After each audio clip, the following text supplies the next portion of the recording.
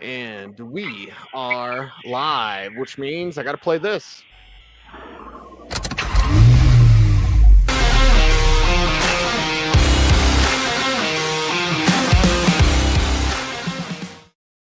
That's right, we are live, and Jake Dougherty joins me from the Collector's Corner. Jake, brother, how's it going, man? I'm good, Cecil. Always a pleasure to chat, my man. How are you? Always a pleasure to chat with you as well. Now, first off, collectibles and comic books and cards. Like, what is it about you being a big sports guy that makes you love these, items in your collection?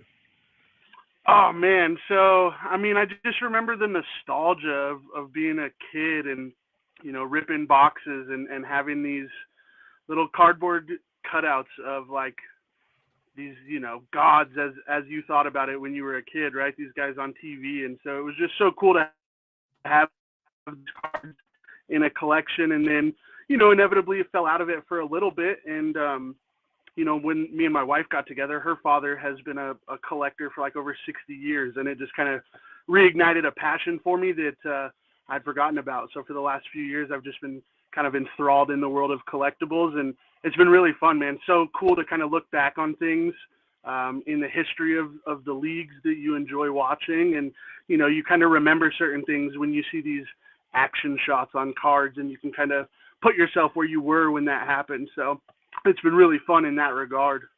Yeah, it's been fun to kind of, from sports card standpoints for myself personally, is like go back and see the stuff that I used to have a lot of that now has rocketed, and I either like Yeah. gave it away or sold it when it was super cheap because I had all those Bowman Tom Brady rookie cards Yeah. because Bowman had like 700 cards in that set or whatever. So yeah, I Oh had yeah. those Tom Brady rookie cards, which are now what, three, four, $500 a piece, raw, Oh not yeah. even graded. Right. Yeah. I can't tell you how sad I was when I was flipping through my old booklets from when I was a kid, and I'm finding Marvin Harrison rookie cards that I glued to things for school projects, and it just was heartbreaking to see the way I treated some of those cards, but still so fun just to look back on it all, even though we didn't know at 8, 9, 10, 11 years old that those would be $500,000 cards that we're ruining in our bike spokes and school projects. So Right, right. Well, Jake, I know you got to run, but I certainly appreciate you jumping on board here in our live stream show and a celebration of Suimmortal. And I appreciate your support of Smoking Gun Comics, absolutely. man. It's a lot of fun. You have the very first sold copy of Fake Booze, so hold on to Very that. first. I feel like in Dumb and Dumber when he's got the IOUs, like you might want to hold on to that one. It's a Lamborghini. So I don't know if that issue will Yep. ever be worth a Lamborghini, but you have the first one and you have that distinction, brother. I appreciate you so much. That one stays in the PC as it were. That one will be a personal collection forever, my man. I love it. We've been friends a long time, so I can't wait to support. I think you got 8 IPs coming out this year. I can't wait to support all of them, man. I want Yep. to see them all come to fruition, and I love just supporting everything that you got going on. So whether that's sports, smoking guns, podcasting, I just love. We're good buddies. So anything you got going on, brother, I love to support. Nice, nice. Well, Jake, be good, brother. We'll talk to you soon, man. Come over for a beer sometime. Always a pleasure. Cold pops on me, partner. We'll see you. There we go. There's Jake Dougherty, everybody. Collector's Corner. We are live celebrating Suimmortal in our live stream on Kickstarter right now on YouTube there as well. Now, this next guy, years ago, gave me a comic book that is in my PC. It's the only one I've ever owned of this.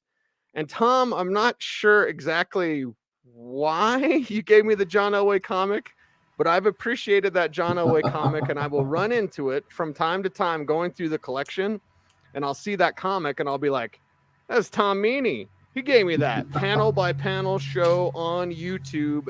I subscribe to your channel, Tom, and we met through radio and through football." But also, we Yep. have a great passion for comic books as well. And I love that Elway comic that you gave me. It's funny. I actually remember what inspired me to give that to you. Is I was still in broadcast school, and I knew Rob, and I knew you through Rob. And I was listening to your show once, back on the ticket.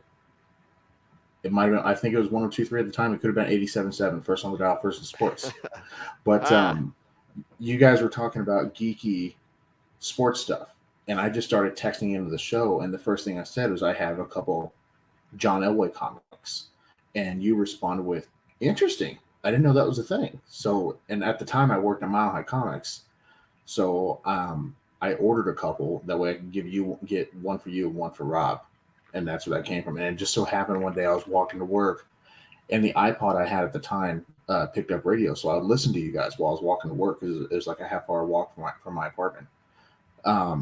And you were talking about it. It had been like a month, because I think one time you were at your another location for Shannon Sharp's Hall of Fame, talk about a tearjerker. But then finally, you and Rob were in the studio together, and he gave you the comic book from me, and you were just completely nerding out about it. Yeah, it's a cool intersection of sports and comic books. There's musicians comic books that I have, whether it's like a Megadeth comic or something like that. So it's always interesting now that we're seeing, let's say, video games. We won't spoil The Last of Us for anybody. I don't know if you're watching that, Tom, but like now the video games, kind of those comics are now, a lot of spec people jumping on board with, let's say, a Gears of War project, which I believe is coming to Netflix. And I believe it's live action, not animated.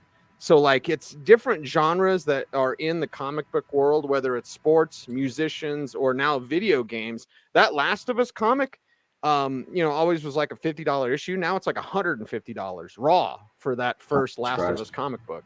Yeah. Yeah, I'm not surprised. It's crazy how that'll happen. Oh, and Jedi Sith Lord 23, to answer your question, there's a few of them. I actually have 2 different John Elway comic books. One of them it's called Sports Action Comics, and it's literally all about the drive. That's all that issue is talking about. That's the copy I gave Cecil. But then a few years ago, Cecil, I discovered that there was another one from like way back in the day. Some random indie company did a whole bunch of sports comics, like autobiographical comic books, and one of them was John Elway. And that one was kind of weird because of an almost like, because of his blonde hair and everything, he was like descended from the Greek gods, and he had, like Achilles, he had one weakness, and that one weakness was that he couldn't win the big one. So it's kind of where they went with that. So that was a weird one. Anyway, to answer that question. Okay. But no, it's crazy how the comic books will just absolutely skyrocket when something like a TV show comes on, like Last of Us. Mm-hmm. The question now is it going to maintain? Is it going to continue to rise? Will The Last of Us keep that value up? Or is it going to taper off and then we see that value drop? That's going to be the fascinating part about the market. Yeah, and it just depends on how good the show is, because I look at something like The Boys, which I happen to love. I love The Boys. I think it's fantastic. Yeah. I remember years ago, and this was probably a couple years ago, so it was after season 1, but not before, obviously, season 3, whatever. And it was a full run of The Boys, and the number 1 was like CGC 9.6. And I don't know about you, Tom, but I happen to like graded comics. I understand some people don't. And I send about 10 to 20 copies off to CGC a month. But anyway, so it was the full run of The Boys, and number 1 was graded, and it was like a 9.6, and the whole thing was like $500. And so it sat there on my watch list, and I was like, nah.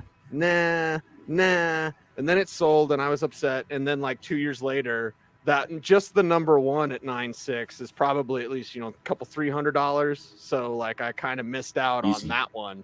But yeah, if the show's good, like The Boys, and it kind of hits, I think The Boys should be even bigger than it is. So if it hits like The Last of Us, that'll maintain its status and maybe even grow from there. See, I actually I do like graded comic books. I have a few. I don't send off nearly as many as you have. One of my graded comic books, it means a lot to me personally. Actually, I have 2 of them that are like that, and I can grab them real quick. Stand by. Okay. Yeah. See, this is what us nerds do, as we go and we get to show off our stuff from our collection. And yeah, for me with graded comics, I love graded comics, and I understand they're not for everybody, but they don't have to be for everybody, because you just collect what you like, right, Tom? Like I never understand why people have a hatred for graded comics. If you want to read the comic, you can either buy it in a trade paperback, read it online. Like there's a zillion ways to do it, and there's a lot of graded stuff that I have the raws of. So it's like, okay, I have both. And it's not just graded either. Like even signed books. Like I don't like getting signed pictures. You know, that's not my thing. I'd rather have my comic book signed. I have 2 copies of that John Elway comic I gave you specifically. So if I'm ever in Denver and I meet the Duke, I'll have him sign it. Yeah. You know, You need that's to always go to been a Elway's goal. Steakhouse and hang out at the bar. I imagine that gets expensive real fast. Mm-hmm. But I'm just hanging out. But very much so. This one, this first one, that is still on my bucket list. Though I've never actually eaten at his restaurant. So it's good. Maybe it's good someday food. I'll get to. So this one is kind of hot right now because two movies that have just come out, and that is Shazam number 28. Nice. Hold on, it's a good book. That. It is. It's a second ever appearance of Black Adam.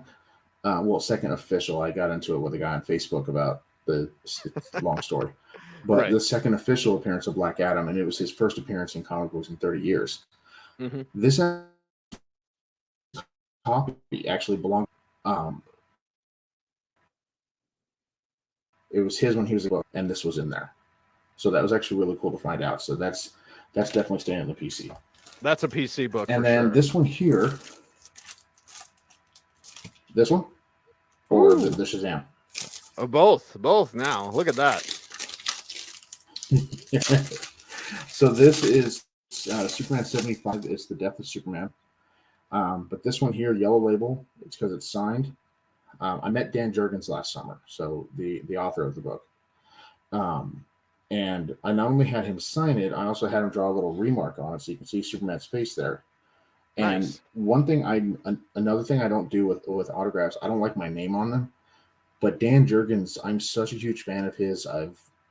He's been an inspiration to me in a lot of different ways creatively. I actually asked him to personalize it for me so that this is specifically for my personal collections, not going anywhere. Nice. And that's the great thing about graded comics, Tom, is you just collect what you like. You collect what you love. And it's like, I have a collection of Grim Jack, and I know Grim Jack was written by the Russo brothers. As soon as Endgame was done and they went and wrote Grim Jack for Amazon, I believe it's going to be animated, and the screenplay is done. But Grim Jack from the 80s, one of my favorite characters, probably number 2 behind Batman. So I love Grim Jack. Those comics aren't worth anything, but to me, they're worth a ton. You know what I mean? So it's like, collect what you love and enjoy what you love. That's all that matters. I could give a rat's ass what my Grim Jack comics are worth, but when I find stuff that's rare from that run in the 80s, like, I'm always picking it up. Well, and it's funny when you say collect what you love too, because even though my passion is truly with comic books, I also do have an affinity for certain sports cards. So I do have a very small collection of Denver Broncos rookie cards, and it's specific to the Ring of Fame. And my goal is to eventually complete it, get the entire Ring of Fame in the rookie cards, and then get those all graded too.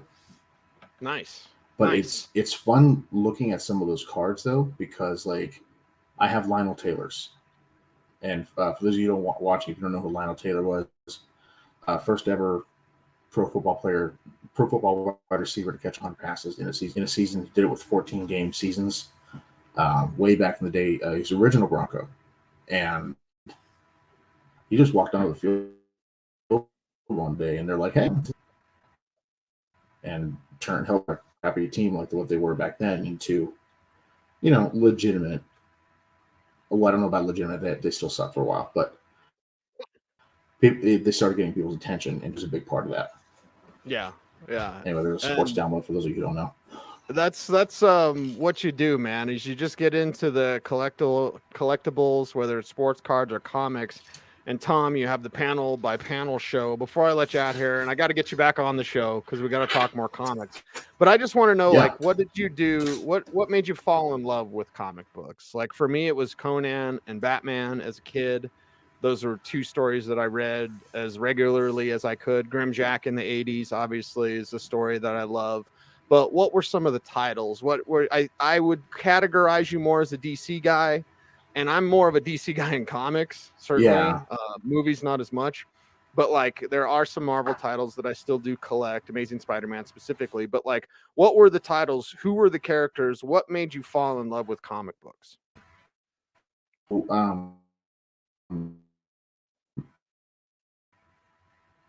Yeah, for me, the first story, because growing up, you go to the local 7-Eleven, you buy the comic book off the rack for like $1.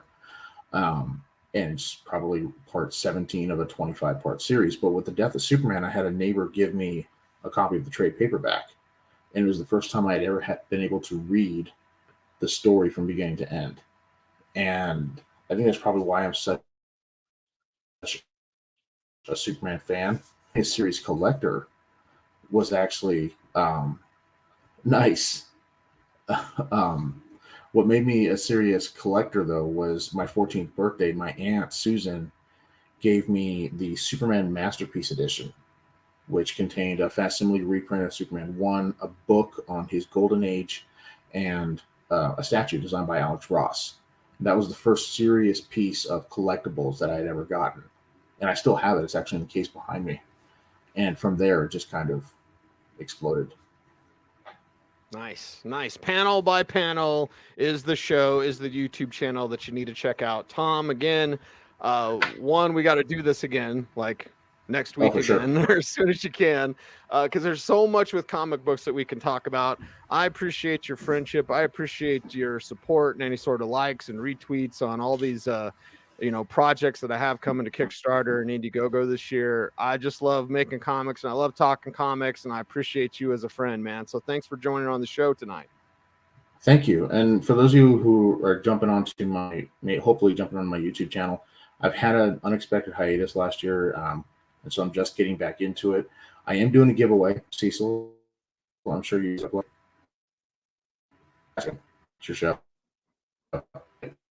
On my channel, I'm going to be doing a giveaway signed comic book. It's the DC Special Series number 21, the first Frank Miller Batman art. It's signed by Frank Miller. It's certified by Comic Sketch Art, and I'm working on getting back into the groove of making videos and content and stuff, so that way I can be the creator I want to be and do more fun stuff like this. Yeah, there's fun stuff out there, and I think there's a bunch of great channels out there. Bryce Comics, Comic Tom, like so many comic book channels, Cartoonist Kayfabe, like so many great comic book channels. And Panel by Panel, I'm looking forward to everything you got coming to your channel. Tom, we appreciate you, man. Have a good one. Thank you, Cecil. Thanks for having me. We'll do this again soon. Sounds good. There goes Tom Meany. Panel by Panel show, Cecil Lammey continuing on, and your support of Suimmortal is always appreciated. My support from Ken Sullivan is always appreciated as well. He is from KS Productions, and Ken, you do those fabulous videos for us at Smokin Gun Comics. How you doing tonight, buddy? Doing fantastic. It's been a really good day. We are officially sold out, on waiting list for the All Seas Fan Expo. Nice. I had tweeted about it. Maybe my tweet helped put it over the top, because it's like, everyone save the date. It's coming up, in about a month from now? 1 month from now? All Seas Fan exactly Expo? A month from now. We'll be 7, 8, 9 of April, so 30 days from tomorrow. 30 days, and here we go. And here we go for another All Seas Fan Expo. And sold out, man. That's probably quite a relief, but quite a feat with all the space that we're going to have out there for the All Seas Fan Expo. Man alive, that's going to be a perfect place for you to all come out, and also free admission. So free admission. People are going to love that. You're going to be able to come and get, what did we say last week, Cecil? You should have 3 books pretty much done, printed, ready for sale. If you missed the Kickstarter, if you missed the Indiegogos, you'll be able to come get it not only signed by you, but even possibly other artists that are there that have done covers for you. So right. It's gonna be exciting. And well, I know I'm gonna look for over 31. Yeah, I'm gonna distribute some of these and be like, hey, Matt Campbell, you want to sketch something for me real quick? Right? Yes. Yes, one of those. I'm going to start sketching some of these as well, for which will be coming to Indiegogo. But right now we are celebrating Suimmortal, which is on Kickstarter right now. And I believe we're 31% funded. 31%. Is that right, Ken? That's the last I looked. Yep, 31% funded. So, it's similar track to what we were on with Fake Booze, but I love pushing these things to their goal. We have a very modest goal of $2,000. The fulfillment for Fake Booze should happen this week. Kickstarter always takes a couple of weeks to process payments. So once that happens and it hits my lovely bank account, all those stacks of books behind me that you and I put together, those will be going out to the people that bought Fake Booze. So there's the stack of Fake Booze for our Kickstarter there. It's coming to Indiegogo, but right now support Suimmortal, which does have a cover B, which does have a super boss tier, 1 of 1. You get the original watercolor painting from Mike Lorenzo. Now, it's a pretty high price, but you want to talk about rare, collectible, and a beautiful piece of art. That 1 of 1 Mike Lorenzo, that'd be a nice piece for somebody's collection. You get that framed, it's going to look fantastic, especially if you get both the book and the picture and frame that together. Oh my God. Mm-hmm. Yeah. And as I've been talking tonight with Jake, thanks to Jake Doherty for joining the show from Collector's Corner. As I've been talking to Tom Meany from Panel by Panel, his show on YouTube. Like, just collecting is fun. You know what I mean? You're not necessarily a comic book guy, Ken, but you are a collectibles guy, to be sure. And that's the thing. Like, whatever you collect, like whatever your favorite is, that's what you collect. That's what you do. And it's fun to collect all sorts of things, whether they're action figures, comic books, pops, cards, like whatever it is. I feel like, and I suggested to you, a Fake Booze blank, selfishly, but I also know, and you also know, so many artists that love blanks as well. There's blank collectors just for the blanks, and there's blank collectors that want those 1 of 1 arts from Jim Lee or one of these famous artists, but also from their local artists. One thing I do that I love, what I love to collect, is the blanks, but from artist friends of mine.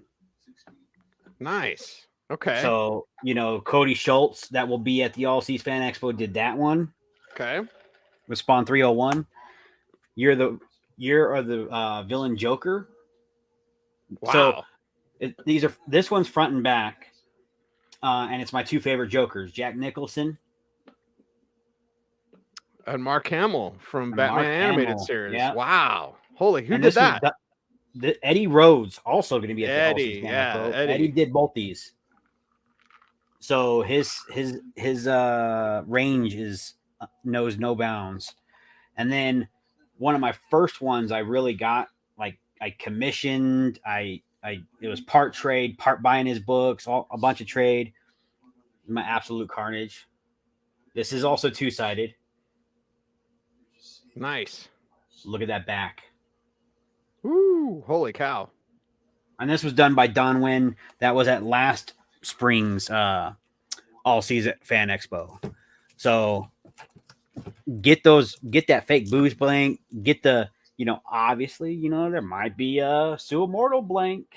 Well, you never know. You never know. You're going to find All Seas Fan Expo coming up 1 month from tomorrow.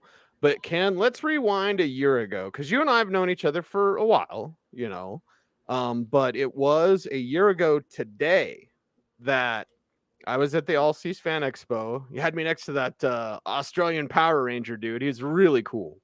Really nice guy. Yeah. And super nice guy. You do not want to call him an Australian. He is a New Zealander. Oh, New Zealander. See, New Zealander. He is a Kiwi. They get very, very upset when you confuse the two. Right.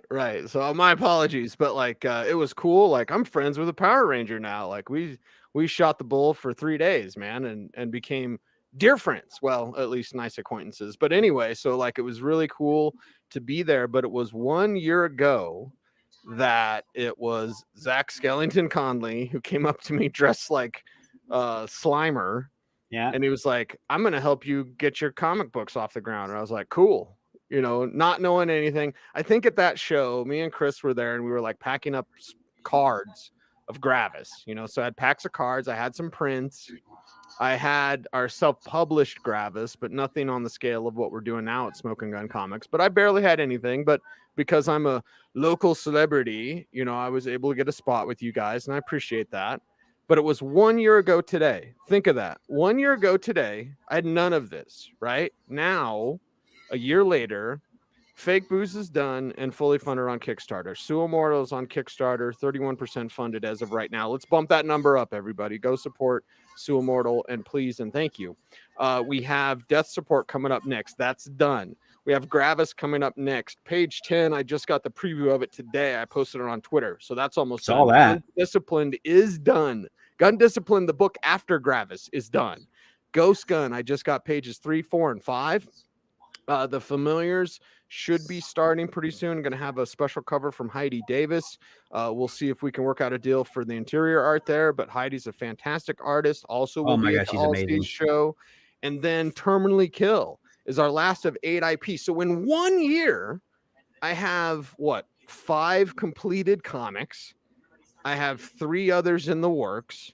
I've already successfully campaigned and crowdfunded 1. We have a website that is kicking off today, smokingguncomics.com. I'll have Chris on in just a little bit to talk about that. But it's, again, the community. Think of what you and I have done in a year, right? Think of you and I sitting at Old Chicago, you getting disappointed in me because I didn't want to go out drinking. But, think of all the things that we've done, and, we're doing it. You know what I mean? We talked about it, but, again, it's the generative principle. Don't just talk about stuff. Do it. And I'm very proud of the community we've built with Smokin' Gun Comics, and just everything that has happened in the last calendar year. It's amazing because and this just as much as me, if not more, I would say definitely a lot more, is that a lot of people talk the talk, and that's not even just for themselves. They'll talk and they say, I'm doing this or I'm doing that. And you don't see anything, or you get people that come up to you, say Zach came up to you and said, I'm going to make your dreams come true. And then you're like, were you at Zach? Right. That's one of the best things about Zach that I can ever say about him, aside from his talent for art and crafting, is that he is just chock full of passion, and he puts that in every project he works in. He puts that in everything he does on a professional level, and probably the most professionally minded individuals I know. That's always on, going at it, and just next thing. And you're going to see a lot of stuff from him in the future, guys. He could be one of them Peach Momokos, or he could be one of them Clayton Cranes that just pop off out of nowhere. And you're like, where'd this guy come from? He was just doing Fake Booze over here and Gravis. Right. Exactly. So I think you have met the right people that are doing what they're saying they're doing. And I'm happy to be a part of it. For one, it's definitely shed some light for my potential and my growth in any sort of production type thing I'm doing, including because of you. I revisited a story I wrote over 20 years ago in high school, and that, after all yours are done and printed, will be coming out my comic. So it was nice to finally get that off paper onto different paper, I guess, out of my brain. Like you said, we've had those conversations where it's just, you have all these ideas in your head, and if you don't put them down to paper, you don't put them into action, they might just drive you crazy. I'm just saying, all those couldas and shouldas. And that's why it's so nice to be able to get this stuff out there, and it's cool to inspire. Look at the talent that you show in your video production and how you approach that. You've been very professional in that, in terms of showing people this is what you're going to get for Smokin' Gun Comics in our videos. You'll need the Death Support video pretty soon, because again, all this stuff's rolling, man. Death Support, I don't even think I mentioned Death Support, did I? Death Support's already done. It's ready to go. So and that's why you'll want to be at the All Seas Fan Expo, because Death Support will just be getting started then. And Matt Campbell, who's doing 4 variant covers for Death Support, will be there. So, like, perfect time to jump on board, perfect time to support Smokin' Gun Comics and to support the LC's Fan Expo coming up 1 month from tomorrow, Ken. So that'll be exciting times as always. Man, it's crazy. We just went over there, did our final walkthrough, and saw where the green room, where our buddy Cecil might spend some of his time, but he does like sitting at that table quite a bit.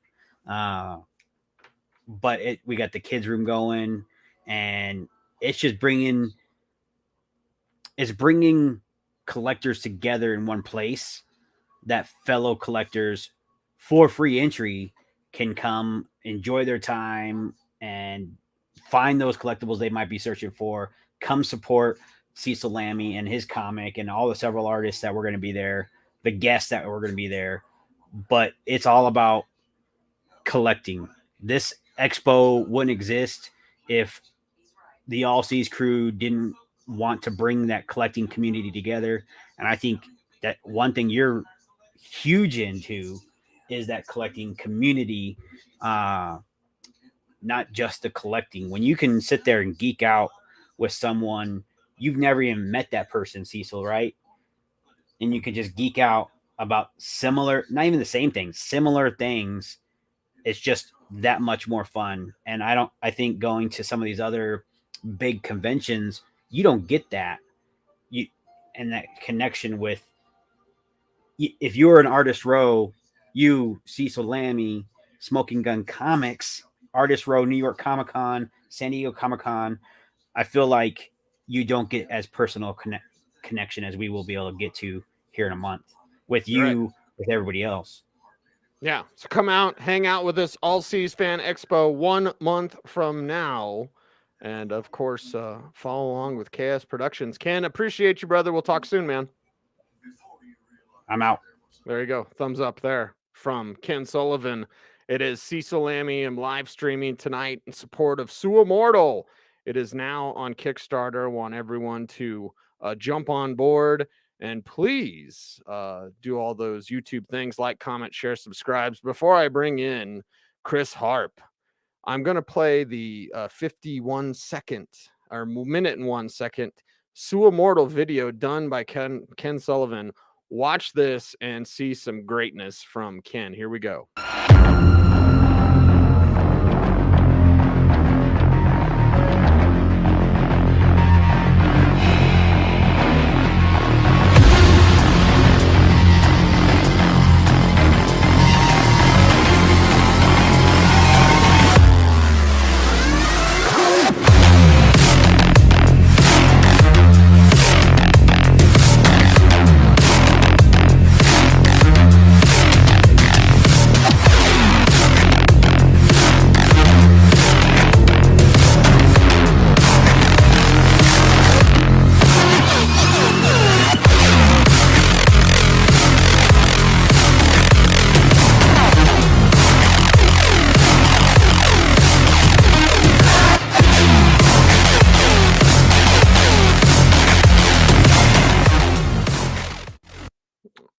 Fan flipping tastic. Ken Sullivan with the video production for Suimmortal, and thank you, Ken, for that. Now, to talk about our website, which will be going live very, very soon. We should have a party for that. He's Chris Harp, ladies and gentlemen. Going with the rally cap tonight, Chris.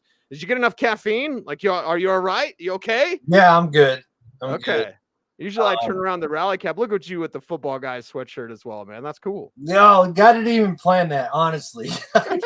Good job, buddy. It's really nice, comfortable shirt. So I did wear it today. I guess it was just part of the routine. Okay, nice. So let's talk about what's going on with the website. Something that it makes my brain hurt. So I'm glad that you have a much larger brain than me, because putting together a website, doing the web design work that you've done at SmokinGunComics.com, Chris, it's a big job, to be sure. Yeah, it's a lot of the back end stuff. I mean, a lot of the forward facing stuff is not too much of a problem.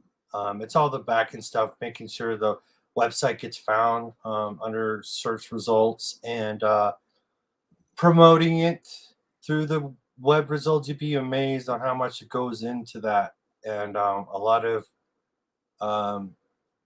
there are apps that within like Shopify that you can use that will help. And but I have to familiarize myself with those apps, and those themselves are kind of complex. So it's like Right. I'm learning this part of the website, then I have to go and find out more about just that little part.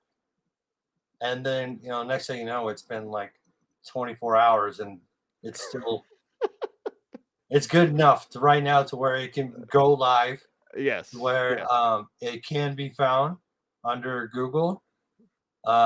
It's not quite where I want it to be yet, but you can purchase things. You can purchase the ash cans online, Right. and it looks good.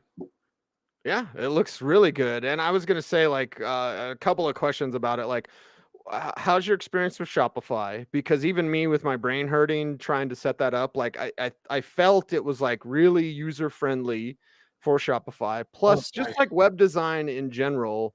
What is it about designing websites that, one, you have an eye for, and two, like you seem to enjoy? At least I hope you enjoy, because you're putting a lot of work into this. That's why I have my rally hat on. I was rallying to get the website done today. No, it's I started with HTML way back in like 2000s, early 2000s, but they changed. They evolved to more complex like XML and JavaScripts and style sheets and stuff. That back then it was just learning the basic coding of the website, and now it's a lot. They have like a lot of apps online like Shopify where it is easier to go ahead and apply those things without having to go code. Right. You can, if you want to, you can still go code. I did that a little bit on this, but I didn't have to much. Um, but it can be just a website can be so robust that you got all the bases covered, and just when you get all the bases covered, there's something else that breaks, and you got to go fix the link and all that stuff. But it has evolved. It is a lot easier to use than it was back in the day. I will say there are better than others. Like Shopify is a lot better than Wix. Wix is horrible.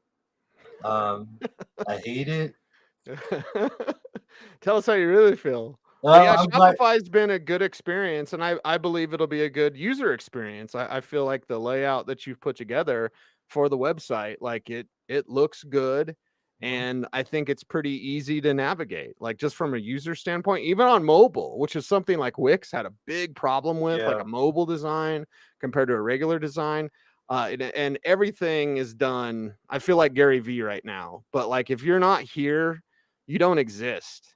Like, people are so much on their That's phones, true. more so than their laptops or their desktops. Like, you need to exist mobily on a mobile platform. And it seems like Shopify and smokinguncomics.com looks really good on your phone and easy to navigate on your phone, which is good for us. And this is just a start. Like, wait till you see, as Chris and I have brainstormed, what the site will be eventually. Like, right now, you can read about our IPs. Right now, you can purchase the 8-page versions of Fake Booze and Suimmortal. These are different versions from what you get on Kickstarter and Indiegogo. So I want to, make sure, because I've had people ask me, like, well, why do I support the Kickstarter if I can just go on the website or whatever? It's like, well, the ones you can get at All Seas, the ones you can get on smokinguncomics.com, those are just the 8-page ash cans. An ash can is regular size. I'll read the description from Key Collector Comics, because I think it's an important distinction for people, because sometimes I'll say ash can and they'll be like, that's a tiny comic. No, no, it's not. It's regular size comic. It just happens to be 8 pages. Now, the ones on Kickstarter and Indiegogo are 20 pages, plus inside cover, inside front cover, all that kind of stuff. So it's like, 22 pages of art. So those are larger versions, and they also have different covers. than the ones you can get on the website or at All Seas. Just another way to support the company and get the product out there. So from Key Collector Comics, unpaid endorsement, but if you love comic books, you should have the Key Collector app. I think it's like $1 a month, something like that. Yeah. Free version, and the free version is plenty strong anyway. I just used the free version. Yeah, and it's plenty strong. Like Yeah.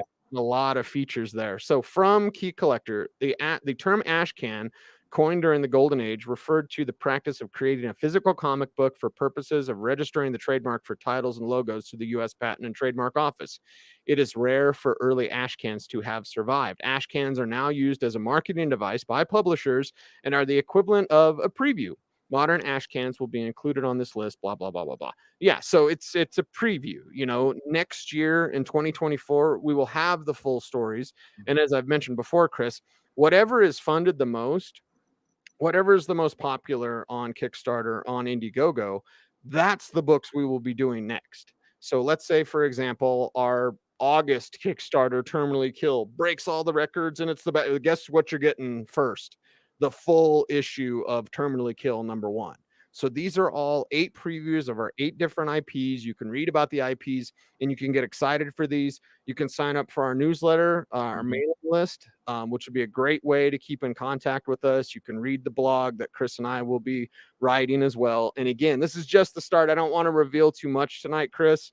But when we get SmokingGunComics.com up to full strength, like it's going to be one of your bookmarks that you regularly stop by for collectors. So I think it's going to be real fun, and I can't wait till we get there. But I think right now we have a good looking site to launch out there and for people to check out and learn more about the company. Yeah, I'm glad it's up and running, and I can't wait for it to expand. I really can't. I love the challenge, but it's somewhat familiar. But at the same time, like I said, it's more robust, or it's going to be more robust, and I look forward to that challenge. Yeah, for sure. So check it out, SmokingGunComics.com. Chris, earlier in the chat, I'm going to go through some of the comments that we had here tonight. This one coming in from Media Critic. Why won't a KSE executive appear on the fan to answer unscripted questions about their propaganda outlets' disappearance from Comcast more than 42 months ago? Yeah, it is pretty embarrassing. It's embarrassing that my friends at Altitude have to go on the Twitterverse and say why their company has not figured things out with Comcast. And there's been open invitations from people on the fan for a cronky executive to join and talk about the disappearance from Comcast, and they just won't do it. So why won't they do that, Media Critic? I have no idea. I think it's sad. I think it's embarrassing. I would not want to be put in a position to like defend my radio station that way, like publicly, because I'm not a legal spokesperson. But yes, I do get questions about that. And I just go, okay, I got a lot of friends over there, and it's just kind of sad. You can't watch Nuggets or Avalanche. And I have Comcast. Like I know, Chris, there's all Ivaka has a pretty good service and stuff like that. And if you want to watch Nuggets and Avs, you'll figure out a way. I think by now, what is it, 42 months? How long is that? Like 3 years? Like over 3 years now? Like it's over 3 years, about 3.5 years. Yeah. So if you want to watch the Nuggets and you want to watch the Avalanche, you'll figure out a way. And like it's like there's the rumor that the NFL make the Super Bowl like a pay-per-view event. And I know, Chris, that there'd be a lot of outrage for that. But here's the thing, like let's say they did a separate broadcast of the Super Bowl that was like the Manning cast. I'd pay for that. Yeah. I'd pay for that, and might have like people over at the house or something, you know what I mean, and charge $10 a head or something. But it's like, let's say they did Manning cast Super Bowl, and I should honestly get this idea to Peyton. He probably has already had it. But like if they said, okay, Manning cast Super Bowl and it's $100, guess who's paying $100? Yeah, well, imagine all the guests they'd have. Exactly. And it'd be way better than the regular broadcast, which is fine. Yeah. They could even have like a different halftime show or something, or like it could be more X's and O's, it could be more casual. The Manning cast is awesome. Yeah, like Monday Night Football is not what it used to be, but because Sunday Night Football is well, I guess it's my channel, I can cuss. It's the shit. Like it's awesome. and Monday Night Football not as much. But the Manning cast, I'm all over that. I love the Manning cast. I pretty much just watch the Manning cast for Monday Night Football unless they're just not on. But I'm there with you. I would watch the Manning cast. I would pay for it. Yeah, and that's the thing. Like, if you can't watch Nuggets and Abs, you'll figure out a way, and maybe that's switching services, which is annoying or whatever. But it's like, no, if that's something you want to do, you'll find a way. If you want to watch Broncos, if they ever did that move with the Broncos, like, and I hate to say it because I don't want to give the corporate overlords any more ideas, but like, yes, if the product is good enough, people will find a way, whether that's illegally or illegally, some sort of streaming service, like they'll find their way. So yeah, if the NFL Super Bowl went pay-per-view, if it was different enough, if it was just the regular Super Bowl, like that'd be kind of shitty, honestly. But if it was like a different version of the Super Bowl, more, football nerdy or something, then that's, and maybe that's the wrong direction. Maybe they go more for the casual fan. I'm not exactly sure, but yeah, if they did some sort of pay-per-view Super Bowl, I wouldn't be against purchasing that. Yeah, same. Yeah. I just, I don't know if they would do something different for the halftime show, though. I think it'd probably be the same halftime show. They pay so much for the halftime show. I'm sure it would be. I always love the faux outrage over the halftime show. It's like, I didn't think, and I've seen Rihanna in concert at Pepsi Center, and it was probably the best or maybe second best concert I've ever seen. And I'm not a huge Rihanna fan, but she put on an awesome show. Her halftime show sucked.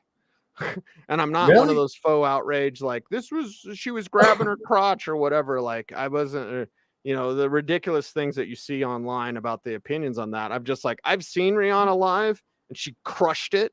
And in this halftime show, she kind of mailed it in. It wasn't real strong compared to what I've seen her do in concert. Well, she is pregnant, right? Yeah, she's pregnant, and they're up on the wire, the little level thing. I was like, just be careful, like whatever. But yeah, it was just kind of blasé. At least it's better than some of the old acts. Like I still blame Janet Jackson because, like, remember when the Who was out there and Roger Daltrey can't even sing anymore, and they're trying to go through that all because Janet Jackson showed her boob accidentally or whatever. And it's they had Tom Petty one year.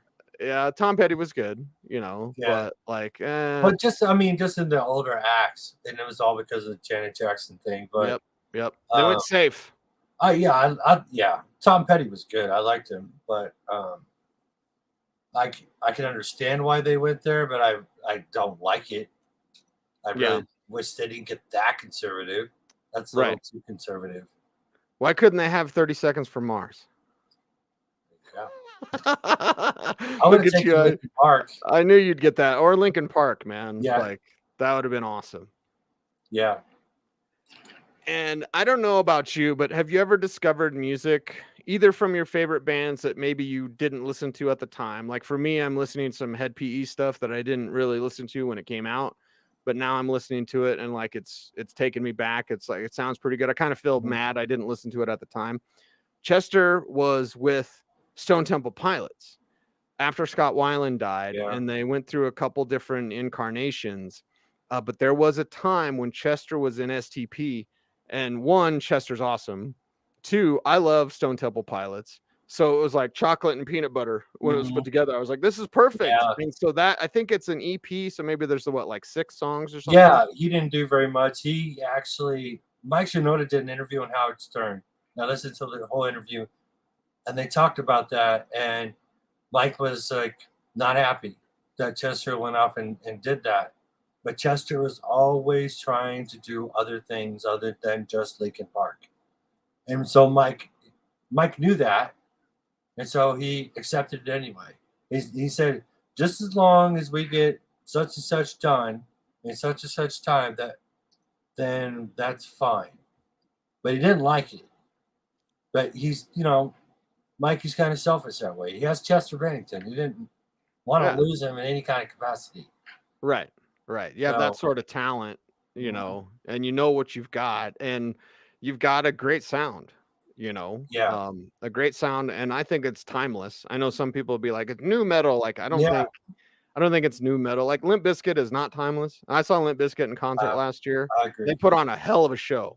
Like Westmoreland was amazing on guitar, and Fred Durst did a great job. He's a great frontman, but that music is definitely dated, 100% dated. It's the reason why I have a red Yankees hat. You're probably mad at me. You saw it in my garage. Like, why do you have a Yankees hat? You don't like baseball? I'm like, yeah, I like Limp Bizkit though. But It like, would have to been me, fine if it was a Yankees hat. that's what Fred Durst wore, man. Red hat to the back. I don't like Fred Durst because of that either. He's not even a Yankees fan. There's a lot of people that don't like Jacksonville's finest, but like for me, I think Limp Bizkit's music was like timeless, still strong today, still strong emotions. Still You talking about strong. Linkin Park or Limp Bizkit? Yeah, Linkin Park. Yeah, they're timeless now. Yeah, and they evolved too. I mean, some people didn't like them because they went a little soft here and there, but they also blended the hard with the soft. Like some songs on the album would be softer than the new metal days, but in that same album, then you had like "Giving Up" and "No More Sorrow." Mm-hmm. Come on, "Giving Up," 17-second scream. Are you kidding? Yeah. It doesn't get much harder than that. Yeah, I remember when that video came out. I was like, "This is flipping awesome." Yeah. Chester did do. I don't know if you heard his former band, Gray Days. That was before Linkin Park. That's his original band. Okay. When he passed away, they took all of his old recordings and did new music for it, and then added his recordings on top of the music and made new songs. Or they were songs that they made way back in the day, and then they just remastered them. But it was really good. They put out an album around 2018, 19, something like that. Every song on that album is pretty good. Gray Days. Gray Days. DAZE. Okay. Yep. DAZE. I'll look it up then. So they did a video. Actually, his son did a video for them, and it's a great song. I can't think of the name of it now. It's their most popular song. Okay, well, I'll look it up on YouTube or something. Yeah, it's so good. It is cool when you can discover music like that you've never heard from your favorite artists. Yeah, it was surprisingly good. I loved it.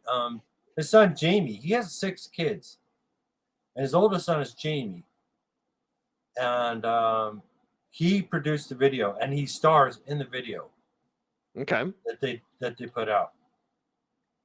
God, it's gonna drive me crazy. I can't think of that song. We'll just look it up. Yeah, we are here live streaming. Got a few minutes left. Suimmortal. It's on Kickstarter right now. Can I be a little biased? And he's a goat. What are you biased about? Suimmortal. Okay. I like Suimmortal probably the best. Okay. Obviously I've read everything that you've put out so far. Okay, good. I like Suimmortal mostly because I'm biased because one, Mike Lorenzo did one of the covers, and I have Mike Lorenzo art right here. That's original, by the way. Yes. Oh, you got to get that sucker in a frame, man, or dry mount it. Either way, like that's a Mike Lorenzo original watercolor painting. And but I just remember thinking about our college days. I remember you talking about your plans for Suimmortal, and back then all I can remember is Gravis and Suimmortal. And I know Gravis was your and Eric's pet project from the get-go. Yep. And then you were talking about doing Suimmortal, and so that's why I'm a little biased because I think about those times and Mike Lorenzo's watercolor Mike Lorenzo's art. Yeah. Plus it's a fun story that's modern, not to spoil too much, but like the Hunting Criminals is live streamed. Yeah. So everyone gets to watch as you go out, essentially, if you're Suimmortal, and kill people. Yep. So that's what people are watching, because watching sports, emotional, dramatic, watching a superhero hunt down and kill criminals, much more dramatic. Yeah. Judge, jury, and executioner. exactly. So, it kind of feeds into that, the streaming services, the controversy surrounding that. So, like, yeah, I appreciate your love for Suimmortal. Appreciate everyone checking us out. I didn't like the bad guy's name. Yeah, that one of his first victims, at least Yeah, first on the pages of Suimmortal. Yeah. Yeah, from their werewolf hunting gang. And also in here is the first appearance of Gravis. Yeah. Like, I know we have our self-published title, which is lingering out there, and it is out and about in terms of the book that I made when Eric had cancer, and thank God he's cancer-free. But in Suimmortal Ashcan, this is your first appearance of Gravis. Gravis will be coming out in late April on Kickstarter, and that will be full color. The rest of these are grayscale. I do grayscale because it's cheaper, honestly, and I like the look of grayscale. And got a great artist in Ty Henderson that does fantastic work. Gravis will be done by Zach Skellington Conley, and we'll have two different versions. We'll have grayscale version and we'll have a full color version. So make sure to stay tuned for that. But the very first appearance in Smokin' Gun universe is right here in Suimmortal #1. First appearance of Suimmortal, first appearance of Gravis, some mentions of a guy like Warhorse in here as well. Yeah. So make sure to check that out. It is right now available on Kickstarter. Want everyone to jump on board. Also, you can see all the covers on the website. Yes. Not all the covers, but most of the covers. Most of the covers. SmokinGunComics.com. Now, before we're out of here, I saw something that you posted in the chat earlier, and I have to ask you about it. You have almost all Broncos rookies from 1983 to 2006? Yep, I put them in notebooks. What? I said, holy crap. You know why I stopped after 2006? Huh. Jay Cutler got traded. Okay. 2006 was his rookie year, I think. Yeah. Yeah, it was. But because he got traded and I hated Josh McDaniels from day one, I stopped.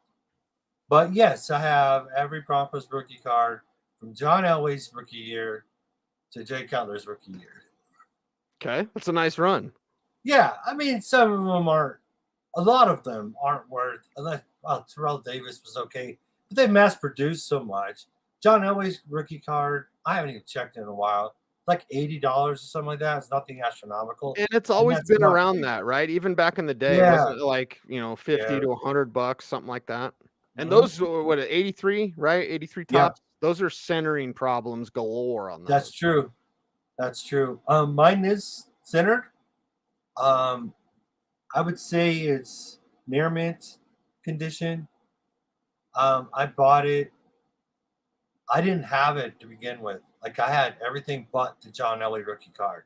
So I bought it probably like 5 years later, something like that. And I spent like $25 to get it. And that was at a card show. So it was in a, it's in a hard case, nothing hard, but it's not graded. Would you consider getting it graded because John Elway is your favorite player? I probably should. I wasn't really a graded kind of guy until I met you. I'm sorry. No, it's all right. It's all right. I have I told you I have all of Derek Jeter rookie cards. Yeah. And that one's pretty pricey, that Upper Deck SP one. Yeah. What is that going for? It depends. On eBay, it averages anywhere from, I've seen depending on what they're rated at, I've seen them go for 1,000 all the way up to 1 million. Just depends on where they're rated. That's crazy. It is crazy. But it's like I cannot Tom Brady rookie card, man. Can you believe that we're sitting there, especially when they mass produced them in the day? I know. But there's certain guys like that Jeter SP and the Tom Brady rookie card. Like, there's certain guys that they just hit, and I can't believe our hands held that cardboard. Yeah. And you still have that. Yeah. I did sell all of my cards one day. I think this was probably like 7 years ago. So my daughter could go to a cheer competition in Las Vegas. So I sold all of my cards except for the rookie cards I really wanted and that included all the Broncos rookie cards and all the Yankees rookie cards. So I kept all of those, and some here and there that I was like, yeah, I don't want to sell this, so I don't have it. Right. But I never advertised to have any of it. I just said, here's my collection. I'm selling it for like $700. And there was a lot of good cards in there, but it was mostly 80s and 90s stuff. Yeah. 80s and 90s stuff. And there's some good stuff in there as well. And again, as I've started this show off, it's like, just collect what you like. You know, Yeah, if you like exactly. that sort of stuff, if you don't, then whatever. Like, I'm part of a CGC group on Facebook, and I swear to God, I'm almost like left the group, because all it is someone posts something that they got, like first appearance of Punisher, and it's like a 3 or something, so it's a low grade, and that's an expensive book. And then someone will come in with like a 9.8, be like, "Good, congrats, you joined the club." And it's like, oh, stop like flexing. Like, collect what you like. Or people will complain like, that thing's not worth anything. Like, collectibles can be worth something, like monetarily wise. But for me, Chris, it's just, what are they worth to you? Yeah. You know, like my Grim Jack collection, like, I'm sure I'm the only crazy one that would be all crazy about Grim Jack, but like, that makes me happy. That's what I like. And you know, that's why I collect Grim Jack. I collect Evil Minion Pops because he made me laugh so freaking hard when I first saw him. Collect what you like. Yeah. That's all that matters. Speaking of Pops, did you see that article? I think I either liked it on Twitter or what. Maybe you retweeted it. I somehow made it on my timeline, and I was like, what? They're like burying a bunch of Pops? What's going on there? They overproduced last year. They got it, and then their earnings went down. Not a lot. I mean, it was a little bit, but they just saturated the market too much last year. I don't know what they're going to do from here. Most of my Pops are, oh, well, I shouldn't say that. A lot of the Pops, all the Pops that I have out here are Star Wars. They're only Star Wars. Except for there's like NFL ones down here somewhere. Okay. Yeah. Anyways, a lot of those I don't think those are going to lose much value at all because they didn't mass produce back then. So it's kind of the same thing as with the baseball, the sports cards, and comic books. They were just mass produced. Well, I know a lot of people got excited because there were some writers that jumped on board. Like, I think for the Netflix live action Something is Killing the Children, that book came out, shout out Boom Studios, came out in 2019, took the comic book world by storm. And I have 4 copies of every issue. And like issue number 1, there's, I think I could look at Key Collector right now, but I think there's like 20 variants for issue number 1. I only have cover A because that's the one I like, and that's the one that's worth the most. But I'm like, and again, I love this comic. James Tynion does a great job with it, but it's like, why do I need 20 variants? And the variants are what killed comics in the 90s. You know what do I you mean? remember the Superman is Dead Oh, variants? Yeah. I think I had like 4 different ones, and they were worth nothing. Yeah, none of them pop, you know what I mean? So I'm looking at Key Collector right now. Something is Killing the Children number 1. There's 16 variants. Jeez. Yeah, so 17 official versions that you could get of Something is Killing the Children number 1. And I'm just like, that's a bit excessive. Let's just say that. So, but at the end of the day, collect what you like. But at the same time, like with the Pops, I don't want companies, collectibles are collectible for a reason. Like, I'm glad I have this, or, you know, there's only that one Grim Jack comic book I showed you. It's like, hey, there's only 200 copies of this in existence, and I own 75 of them. Like, that's pretty cool. But it's like, when the market is flooded with all this stuff, it's like, okay, that still collect what you love, and collectibles don't need to be worth anything as long as they're worth something to you. But when you overproduce them and you flood the market, like, that can actually hurt your product. Yeah. So if my Clone Wars comic comes back as a 9.8, I can't flex. Well, you can flex. Because that's my for guy, sure. you know, Anakin. Yeah, it's Anakin. But No, it I'm kidding. I'm also, kidding. like, I don't think there's very many 9.9s, but you would get, there was the one Dave Filoni, I think it was 1 in 100 variant, and the cover's done by Dave Filoni. And speaking of collectibles I missed out on, a Really? few years ago, before Ahsoka series was even thought of, the Ahsoka variant of Clone Wars #1 with the cover done by Dave Filoni. It was only, I think there's only 1,000 copies in existence, something like I that. didn't know this was the thing. It's a very low number. It is an amazing cover, and it's done by Dave Filoni. So years ago, you know, I was looking at it. I was like, okay, that's rare. Ahsoka's coming. You know, Ahsoka's a big character. She's going to hit.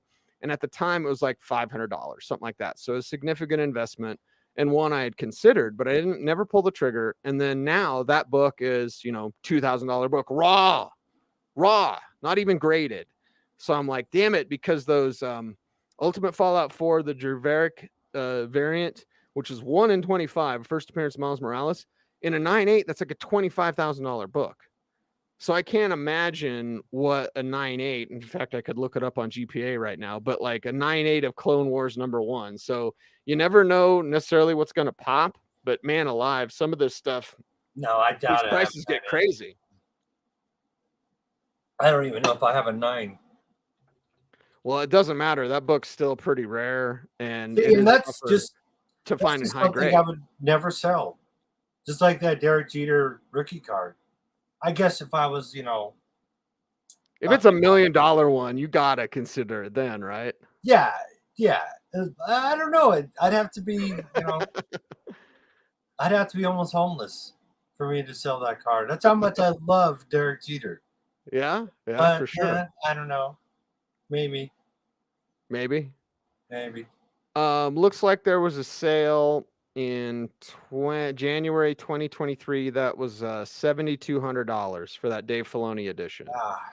Yeah, and a 9.8, and the high in 2022 was $9,400. So it's come down a couple $1,000, but like that's still like that's crazy. That's crazy for that book. But again, limited and done by Dave Filoni and first Ahsoka. Like there's a lot of reasons why that book is hot. And collectible. Again, collectors like having and being able to say, like, hey, I got that. You had that first Ahsoka. I offered you a bunch of money for it. You never said yes. And it forced my hand, Chris. I had to go out and get my own. I'm like, man, I got to have that because it is a book you don't see that often. It's not even the Filoni cover. You don't see the regular cover that often because I'm looking at collections all the time. I'm buying collections, probably more than I should. But it's like, man, that's just a comic you don't run across. You run across the 90s stuff all the time, like first Deadpool, which in the day, oh my God, at El Trip, how many of those did we have between us and Eric and Devin? We probably had 40 copies of New. I know I had at least 4. Yeah. And I had about 10, and Eric had about 10, and Devin had about 10. So yeah, we all were like, and that was back then. I remember like first Carnage and stuff. ASM first Carnage. We just go to the grocery store. And now I tell the youngsters, because I'm old, and they'll be like, you could buy this at King Supers? I'm like, yeah. It was awesome. And it was the newsstand variant, which is 10% of the run. There used to be a newsstand in Cheyenne, downtown Cheyenne, that would have them. Yep. I don't remember the name of the store, but yeah, we used to go there. And there was another one that was not far from LCCC, but I don't remember the name of it. I don't remember that one. It was like a bookstore with comics too, wasn't it? What was the main store in Cheyenne? It wasn't Rocket Comics. What was it called? That's where I got my G.I. Joe #1 when I was a kid. Was it Rocket Comics? No, it wasn't Rocket Comics, but it was something like that. Cosmic Comics or Comic Comics or something. I could probably still drive to it today. It's closed now, but like I can't remember the life of me what it was called. I wish I could, because that book, I think it was my 14th birthday, and my mom like squirreled away $20 to get me G.I. Joe #1. So still have it today. Nice. Have you had that graded? I bought another one last year. I was at Wyoming's Pro Day, and I stopped from Laramie and Cheyenne before Fort Collins Pro Day, CSU, and so I had a night there in Cheyenne. Went to like some hole in the wall comic book shop, found another GI Joe #1, looked at it, real minty. It was $200. So I left. I bought the Crow #1 there, first printing, which I'd never seen. I'd never held that book before. And it came back a 5.5, so whatever, but it was like $80, but I couldn't get that GI Joe out of my head. So I went back, I bit the bullet, I paid the $200, I had it pressed, I sent it to CGC, and I got a 9.8. So at this current market, that's like a $1,200 book. So I feel pretty good about that. But like you, I'm like, well, no, I don't want to sell it. Like, I don't want to sell that. I still have mine from when I was a kid, which would not be a 9.8 because I read it, of course. Yeah. But like, yeah, I was pretty, and that's a cool, I think another thing with collectibles, Chris, is we get like, fish stories for, like I remember the time when I got, Amazing Spider-Man 300 on the newsstand and the 7-Eleven or whatever. And now that's, a couple $1,000 book. Mm-hmm. Yeah. I think back of like how much stuff used to cost back then. It was so much cheaper. But our parents could say the same thing. But I feel like there's a lot more collectors these days than there ever was in like previous generations. Mm-hmm. I know my grandfather used to. I think it was my grandfather on my mom's side. No, my dad's side. He used to collect Coke bottles. Okay. And I was like, "That's a thing." He's like, "Yeah," and he's like, "I said, are they worth anything?" And he just said, "They are to me." But they were different Coke bottles from different parts of the world because he was in the military. Okay. And he traveled all over the world. So they were, like it would say Coca-Cola, but it was like from Mexico, and it was like a little bit different font. So and he said some of those were like fake Coca-Colas. They were knockoffs. I was like, okay. Wow, right. I didn't know this was such a thing. Mm-hmm. Like, I bet some of those are worth money too. Yeah, I'm sure they are. I'm sure they are. But Yeah. they were still full. He had he also had like Coors. Yeah, it was Coors beer bottle that was shaped like a baseball bat from when Coors Field opened. Okay, I've seen some of those floating around. He gave it to me, but I think I gave it away. Yeah, it's baseball, right? Whatever. But I remember, I'll tell this story. So we had a party over at Kelly's apartment. You'll remember Kelly, my hippie friend. And we had the Phantom Menace Star Wars cans. We had collected them all, right? Even the Jar Jar. What was that? Spark? What was that one soda that came out? Like there was one soda that wasn't, it was a Pepsi product, but it was like a different flavor. It was like called Spark or something. Anyway, so we had all the Phantom Menace cans, all of them, like 30 cans or whatever.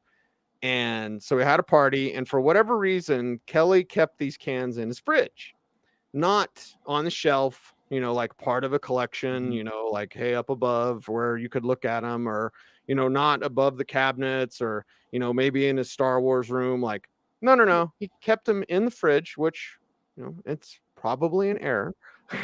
And so like this guy that we didn't know was at the party, and he drank the Darth Maul can. And I've never gotten in a fight over pop cans, but we like threatened the guy, like, what the fuck are you drinking Darth Maul for? And he's just like, I'm thirsty, it's Mountain Dew. And we were like super pissed. So it was just funny because it was like he had no idea that those were, and that Darth Maul can's worth like $1 now or whatever, because it's Phantom Menace. I mean, talk about oversaturating the market. Right. But there were a few of those cans. One I have still, the Anakin can, which was actually a full color version, and then the Gold Yoda can. And I believe there was a few different versions of Gold Yoda, and I used to have the Gold Yoda. I don't know where, I might still have it, but I don't know if I still have it. But anyway, I do have the Anakin can. You saw it in my garage. Yeah, I saw it in garage. Yeah. Mm-hmm. Yeah. So that's my Phantom Menace can stories. Phantom Menace was so crazy for us Star Wars fans. I'll admit something criminal that I probably shouldn't on the air, but like we would go to KFC I'll blame Kelly. But anyway, so we'd go to like KFC because they had the Star Wars promotions, right? And they had like the Star Wars posters up. And we'd sit there. I remember sitting in a booth one time, and they were the posters, the vinyl ones that kind of stick to the glass. Yeah. So we sat there, and over the course of eating our meal, we kept peeling and peeling and peeling. And finally, when we were done eating, we just boop off the window, rolled it up, and left. I remember those round things. I still have some of them. I think those round with like the Naboo fighters on them, and they were round. They hung from the ceiling, and like they like turned around. Yeah. I remember walking out of Kentucky Fried Chicken, just jumping up and grabbing it, ripping it down, and just leaving with it. You mean Kelly did? Kelly did, right? Kelly totally did. Totally not me. It was Kelly. But yeah, so Phantom Menace, because as a Star Wars fan, we're just nuts, man. Yeah. We're nuts. I still have the pictures of me and Big E and Kelly going to see Phantom Menace on the opening night, premiere night, you know, first chance we could see midnight premiere or whatever. We got our lightsabers, we got our Jedi cloaks on. Like, it was, as a Star Wars fan, and this is before we knew, you know, needed to be edited. Yeah. I actually don't mind the Phantom Menace. I don't hate it as much as other people do. I also don't hate Jar Jar as much as other people do. Because I realized what Jar Jar was, and he was for kids. And like my son, who was a baby at the time, he flipping loved Jar Jar. Yeah. So like, I love Jar Jar. So anyway, like, but like, just as a Star Wars fan, that was a crazy, crazy time, because it was like, oh my God, Star Wars is back. Yeah. Yeah. I'll be honest, I didn't like it that much when I first watched it.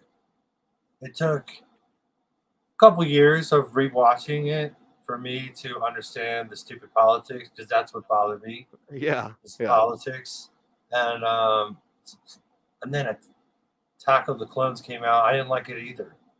I didn't like that version of Anakin. I didn't like whiny, bratty Anakin. Couldn't stand it. To this day, I don't collect anything with that Anakin. Really? Yeah. Okay. Really. But when Revenge of the Sith came out, I was like, yeah, that's who I like. And the Clone Wars just made everything in the prequels better for me, to where I like the Phantom Menace. I understand that Jar Jar is, I understand what he is, who he's for. And I understand that Anakin, because of, you know, I've also read books that were during that time, Star Wars books, that filled in holes of why Anakin turned into that bratty little kid, or that bratty teenager. Teenager, right. Yeah. And also how Anakin was from Attack of the Clones to Revenge of the Sith, filling in those gaps with the Clone Wars. That really, and the novels, that really made me appreciate the prequels a lot more. So much so that, you know, I like them a little bit better than some of the scenes in like Return of the Jedi.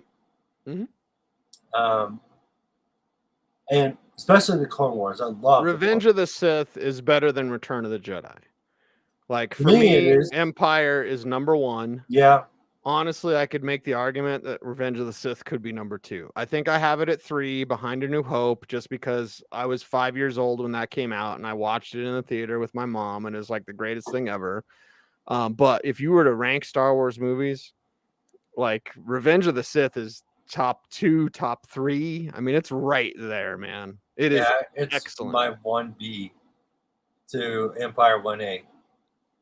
You have it at 1. You have it at 1. Well, it tied with Empire. Empire being 1A and Revenge of the Sith being 1B, because I cannot pick one or the other above each other. I just can't. Yeah, Attack of the Clones is down there for the first 6. It's probably number 6. And then the sequel trilogy, they're all they're all back there. And I used to watch all those channels, and shout out to those channels like Overlord DVD or whatever, and Geeks and Gamers. Jeremy coming at you with another video. I don't anymore, because they all became the same. Like, is Kathleen Kennedy on, you know, garbage on her way out or whatever? Yeah. So they're always the same damn video. But there was one yesterday that I watched, and it was like, okay, you're going to see Jon Favreau take over for Kathleen Kennedy. They're going to give her like a going away party at the new Star Wars Celebration this year. And I've heard this before, so I don't necessarily believe it. But like Kathleen Kennedy's going to graciously step aside, probably get some executive producer credits on what's coming next. Jon Favreau will take over, and Favreau is going to retcon the sequel trilogy with the World Between Worlds, which you can do. And now that people are more used to multiverses, imagine if Ahsoka, because obviously they're searching for Ezra. Yeah. There's no doubt about it. Ezra, Grand Admiral Thrawn, they are coming. And Ahsoka is this year, by the way. Like, we're enjoying Mandalorian. I thought the first episode was a little, little recappy for me. But anyway, so like, we're enjoying Mando season 3. Ahsoka's coming out. And there is an opportunity if they want to. And obviously Kathleen Kennedy would not want to, but if she's leaving, and if Jon Favreau and Dave Filoni, who I trust completely, I trust Dave Filoni completely. He's George Lucas' disciple. He's like George Lucas 2.0. Yeah. And I trust him completely. If they wanted to retcon the sequel trilogy, 1, I would love it. 2, they could do it. You could still have Rey, but you could have Finn. Imagine if Finn was a fully developed character. Well, supposedly Daisy Ridley's coming back in some kind of capacity. And it doesn't need to be the Rey we know. Yeah. If you do World Between Worlds, it can be a different version of Rey that's perhaps more powerful or evil or whatever. Like, because just Rise of Skywalker, it was the only time I've ever thought about not buying something Star Wars when it came out. And it hurt me because I was like, I don't want to own that or watch it. Last Jedi is very divisive. I don't think it should have been part of a trilogy. If you wanted it, Rian Johnson wanted to do something else. Do its own like thing. In a different universe. Yeah. Like what you're talking about, having a do a High Republic or Old Republic Rian Johnson movie. God, that would be fine. Like he could get to tell his tale, but it didn't follow what J.J. Abrams set up with The Force Awakens. I happen to like Force Awakens. I do too. And then Rian Johnson came in and like screwed everything up. And then they brought JJ back because they didn't have a plan, and Carrie Fisher died. Half the movie retconning everything. Half the movie retconning Last Jedi, and then trying to do fan servicey stuff. So it was just this. The sequel trilogy is just ugly, outside of Force Awakens.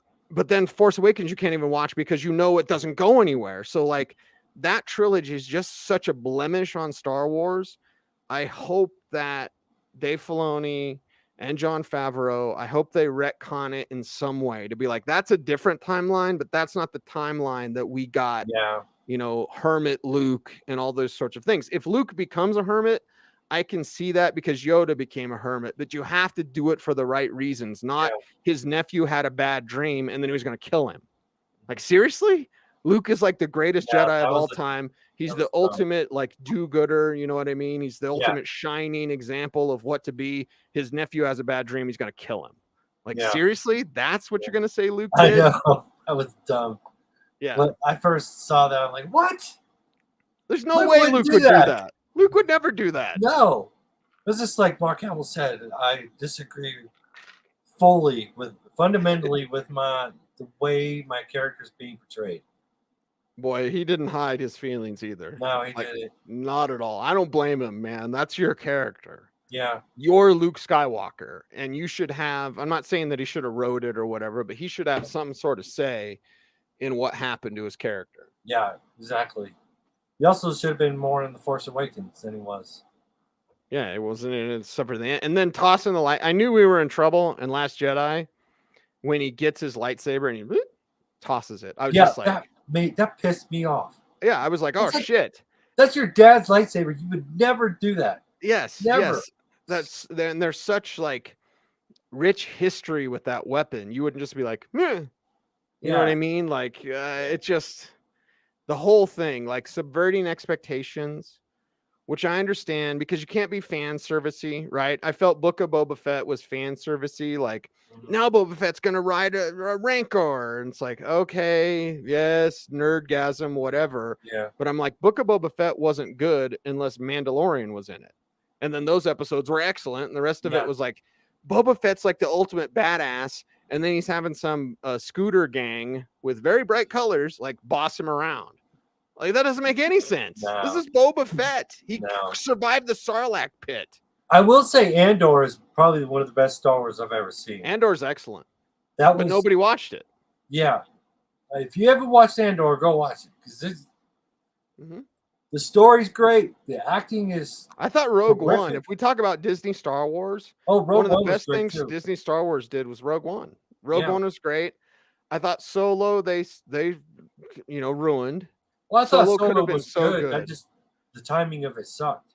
The timing sucked, and they also scrapped it halfway through because Kathleen Yep, Kennedy that's didn't true. know that the original directors were making it like a comedy type Yeah. of thing. And then she found out, and then she was like pissed. So then, and God bless Ron Howard. Ron Howard has a zillion amount, tons of talent, high midichlorian count on Ron Howard. And then it's like he couldn't fix what was left over, and that's Ron Howard, for the love of God. So I think they screwed up Solo. And then the sequel trilogy, it hurts me that Star Wars is not dominating the movie scene the way that we saw Marvel, for a while there. The phase, this multiverse saga hasn't been very good. I wrote about it in Mile High Monday today, denversports.com. And I was like, yeah, wait till phase 6, because phase 5 is not. Phase 4 was a bore. Phase 5 did not kick off real well with Ant-Man. Nobody cares about the Marvels. That's not going to do anything. Guardians 3 will be okay, but it's Guardians, so it won't do much. And it's really not until Deadpool 3 comes out in 2024. And that's the beginning of phase 6. That'll be awesome. But other than I thought that, we were still in phase 4. phase 5, yeah, phase 5, Ant-Man kicked off phase 5. Oh, now, you okay. could make the argument I haven't seen that Ant-Man yet, the new one. you don't need to. Spoiler alert, you I've don't need to. I've heard it's not that good. Well, there's something, I don't know if you watch Film Theory on YouTube, the guy who's like, it's a theory of film theory and cut. He did a Ant-Man one, and he's like, I think they chopped this up because the movie that they were making, it if he cut out a couple things, it's almost like a Phantom Menace thing. If the Phantom edit, which is on YouTube, it takes 30 minutes off of Phantom Menace, mostly Jar Jar stuff, but it's really good. It takes out all the politics crap and all the, sorry, George, somewhat racist characters that have certain accents for certain types of, aliens, whatever.